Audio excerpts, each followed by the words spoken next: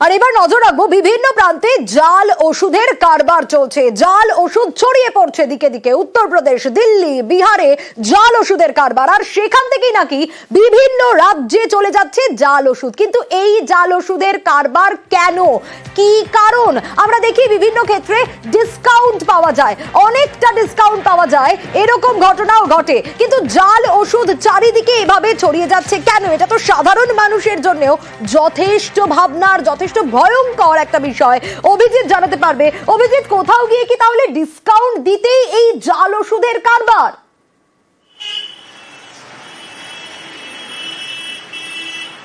সোনিয়া, গত কয়েক বছর ধরে যেটা দেখা যাচ্ছে, কলকাতা সহ গোটা রাজ্যে যে ওষুধ বিক্রি হয়, অর্থাৎ পাড়ার যে দোকান থেকে আপনার ওষুধ কিনি, সেখানে একটা ছাড়ের প্রতিযোগিতা চলছে, ডিসকাউন্টের প্রতিযোগিতা।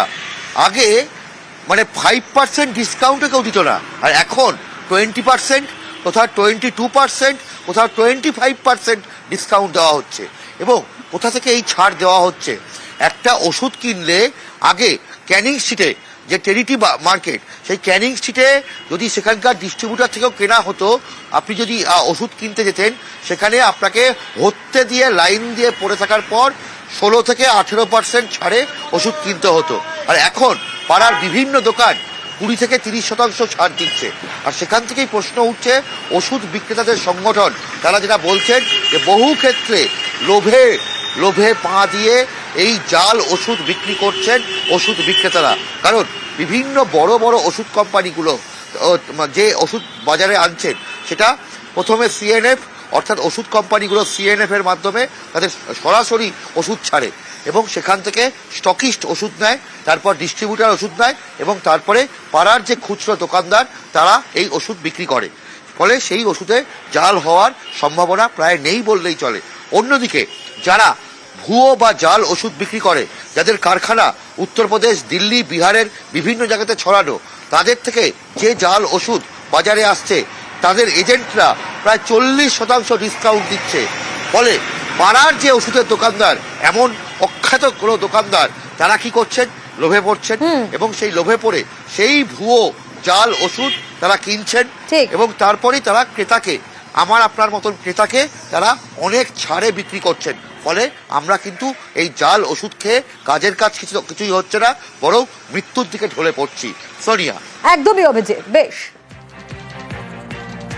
আমাদের ফেক ওষুধের ব্যবসাটা মোটামুটি 47% বেড়েছে লাস্ট 3 বছরে। যতগুলোই ওষুধ সিজ হয়েছে, ফেক মেডিসিন গুলো সব বাইরে থেকে আনা, জিএসটি দিয়ে বাহানা দিয়ে সব বাইরে থেকে মাল এনেছে। বেসিক জায়গাটা হচ্ছে কিউআর কোড কিন্তু সব ওষুধের জন্য নয়। কিউআর কোড হচ্ছে আপনার শিডিউল 2 যে ক্যাটাগরি যে ওষুধ, অ্যারাউন্ড 300 মেডিসিন আছে, যেগুলো শুধু কিউআর কোড থাকবে। আজকে কেন্দ্রীয় সরকারের হাতে সবকিছু আছে, ওনারা জানেন যে কোথা থেকে এত বছর ধরে দিল্লি একটা বাজারই আছে, দাওয়াই বাজার আলাদা করে, যেখানে পাওয়া যায় সমস্ত ওষুধ, ওনারা জানেন, আগ্রাতে জানেন। তো সেখানে কেন ওনারা স্টেপ নেন না? থ্যাংক গড পশ্চিমবঙ্গে এখনো এই জিনিসটা হয়নি যে পশ্চিমবঙ্গের মধ্যে কেউ সব জিনিস বানাচ্ছে, এখনো সেটা ধরা পড়েনি। আর যতগুলো ধরা পড়েছে সব বাইরে থেকে ওষুধগুলো এসছে। আর দ্বিতীয় কথা হচ্ছে লোভ। এখন হচ্ছে মানুষের কি হয়েছে, ওষুধের দোকানে গেলে সে আগে সবার আগে জিজ্ঞেস করবে দাদা ডিসকাউন্ট কত দিচ্ছে। 20% মার্জিন পেয়ে আমি 25% দেবো কোথার থেকে? আমি কি সুযোগ করে দিচ্ছে না এই সমস্ত ফেক মেডিসিন ঢোকানোর? এটা তো বলা যেতে পারে one type of slow poisoning হয়ে যাচ্ছে। এবং সত্যি কথা, ডাক্তারের উপরও আমাদের উপর একটা হঠাৎ করে আসতে পারে যে ডাক্তারবাবু আপনি তাহলে কি ওষুধ লিখলেন। কিছু কিছু ক্ষেত্রে দেখা যাচ্ছে যে প্রশাসন এখানে ভালো ভূমিকা পাঠ করছে, যেমন হচ্ছে হাওড়া আমতা থেকে যে ধরা পড়লো। তা সেই ক্ষেত্রে এই যে তৎপর যে এই যে অ্যাকশন নেওয়াটা, এটা অবশ্যই ভালো বলবো। জাল ওষুধ কিন্তু অনেক ক্ষেত্রে মানে আমাদের ন্যায্য মূল্য ওষুধের দোকানেও পাওয়া যাবে। তো সেই ক্ষেত্রে প্রশাসনের দেখা উচিত এইখানে রেড করে দেখা উচিত যে কিভাবে যত তাড়াতাড়ি সম্ভব এই জাল ওষুধগুলোকে ল্যাবে পাঠিয়ে টেস্ট করে নিয়ে বলে দেওয়া যে এই ওষুধ কোম্পানি বা এই ওষুধগুলো রাখা যাবে না।